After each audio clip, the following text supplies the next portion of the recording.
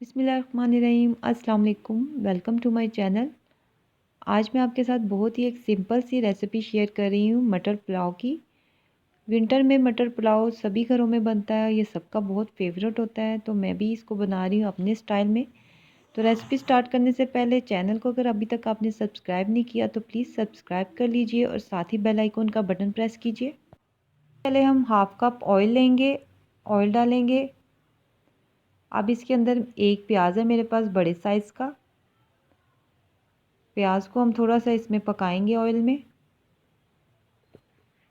थोड़ा सा जैसे ही इसका कलर चेंज होता है फिर हम इसके अंदर साबुत गरम मसाला ऐड करते हैं। 2 छोटी इलायची, 1 बड़ी इलायची और 4 से 5 लौंग। 1 टीस्पून साबुत ज़ीरा, सफ़ेद ज़ीरा मैंने लिया है, और 1 टीस्पून साबुत काली मिर्च।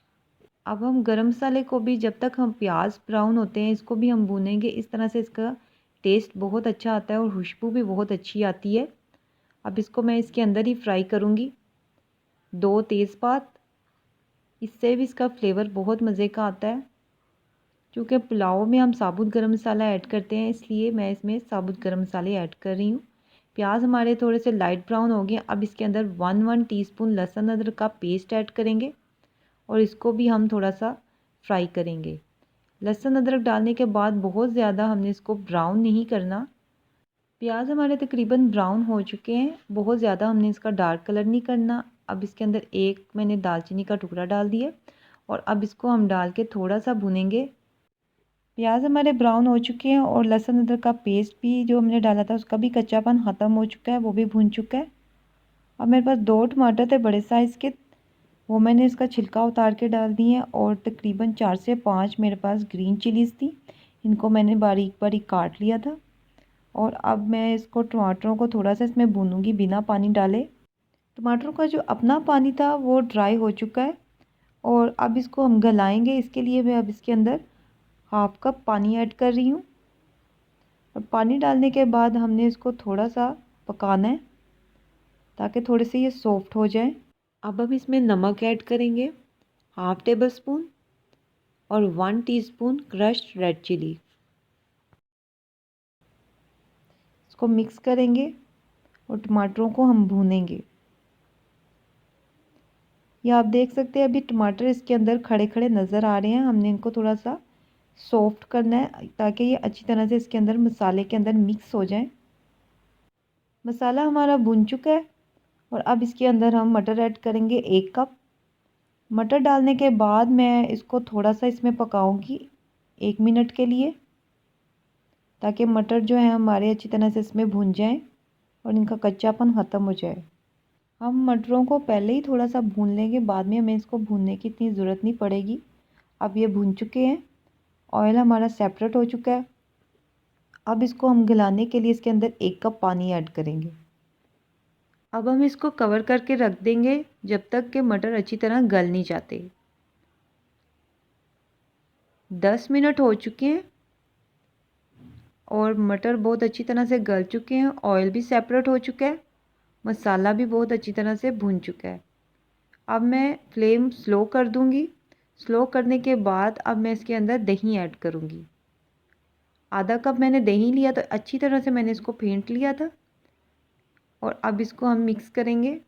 आपने ध्यान रखना है दही डालने से पहले आपने फ्लेम थोड़ा सा स्लो कर लेना है। इससे ये होता है कि जो दही हमने इसके अंदर डाला है वो फटेगा नहीं, क्योंकि गरम गरम में अगर हम दही डाल देंगे तो दही हमारा फट सकता है। अब हम इसको थोड़ी देर के लिए कवर करके रख देंगे। तकरीबन 1 मिनट के लिए मैंने इसको कवर करके रख दिया था। आप देख सकते हैं कि इसका मसाला बहुत अच्छी तरह से भुन चुका है, ऑयल भी सेपरेट हो गया और मटर भी गल गए हैं। जो हमने इसके अंदर टमाटर ऐड किए थे वो भी अच्छी तरह से मिक्स हो चुके हैं। अब हम इसमें पानी ऐड करेंगे। अब मैं इसके अंदर 5 कप पानी ऐड कर रही हूँ। मेरे पास जो चावल हैं वो हाफ़ केजी है और वो 2.5 कप बन रहे थे, उस हिसाब से मैं इसके अंदर 5 कप पानी ऐड करूँगी। क्योंकि चावल पुराने हैं तो इसलिए हम पूरा पानी इसमें ऐड करेंगे। अगर आपके पास नए चावल हैं तो 1 कप पानी कम पड़ेगा उसके अंदर। हाफ़ चिकन क्यूब है मेरे पास, आप डालना चाहे तो डाल दें, वरना आप स्किप भी कर सकते हैं। अब इसको कवर कर देंगे जब तक बॉयल आ जाए पानी को बॉयल आ चुका है। जब तक पानी को बॉयल नहीं आएगा तब तक आपने इसके अंदर चावल ऐड नहीं करने। अब मैं इसके अंदर चावल ऐड करूँगी। 1 घंटे के लिए मैंने इनको भिगो दिया था। चावल अच्छी तरह से आपके भीगे होने चाहिए, उसके बाद आपने इसके अंदर डालने हैं। अब इसको कवर कर देंगे। आप देख सकते हैं कि चावलों का थोड़ा सा पानी ड्राई हो चुका है। मैंने इसका फ्लेम बहुत ज़्यादा हाई नहीं किया, मीडियम टू लो फ्लेम पे मैंने इसको रखा है। अब हम चावलों का नमक चेक करेंगे, अगर मुझे कम लगेगा तो मैं इसमें डाल दूँगी। अब स्पून की हेल्प से थोड़ा सा हम पानी लेंगे और नमक चेक करेंगे। मुझे इसका नमक बिल्कुल ठीक लग रहा है, इसलिए मैं इसके अंदर और नमक ऐड नहीं कर रही। आप चाहें तो डाल सकते हैं, चेक कर सकते हैं स्टेज पे अगर कम लगे। पानी ड्राई हो चुका है और मैंने इसका बिल्कुल पानी ड्राई नहीं किया, थोड़ा सा हमने इसका पानी रखना है क्योंकि हमने इसको दम पे रखना है। चावल भी अभी थोड़े से कच्चे हैं, बिल्कुल पानी ड्राई करेंगे तो चावल हमारे दम पे कच्चे रह जाएंगे। 10 मिनट के लिए दम पे रखेंगे। 10 मिनट हो चुके हैं और चावलों को दम लग चुका है। आप देख सकते हैं चावल हमारे बिल्कुल रेडी हैं। अब इसको डिश आउट करते हैं। जी तो अल्हम्दुलिल्लाह मटर पुलाव की रेसिपी हमारी रेडी है। बहुत ही सिंपल रेसिपी है और इसमें मैंने बहुत ही कम इंग्रेडिएंट्स यूज़ किए हैं। आप ट्राई कीजिएगा, आपको ज़रूर पसंद आएगी। रेसिपी अगर पसंद आती है तो प्लीज़ चैनल को सब्सक्राइब करना मत भूलिएगा। वीडियो को लाइक एंड शेयर कीजिएगा। अल्लाह हाफिज़।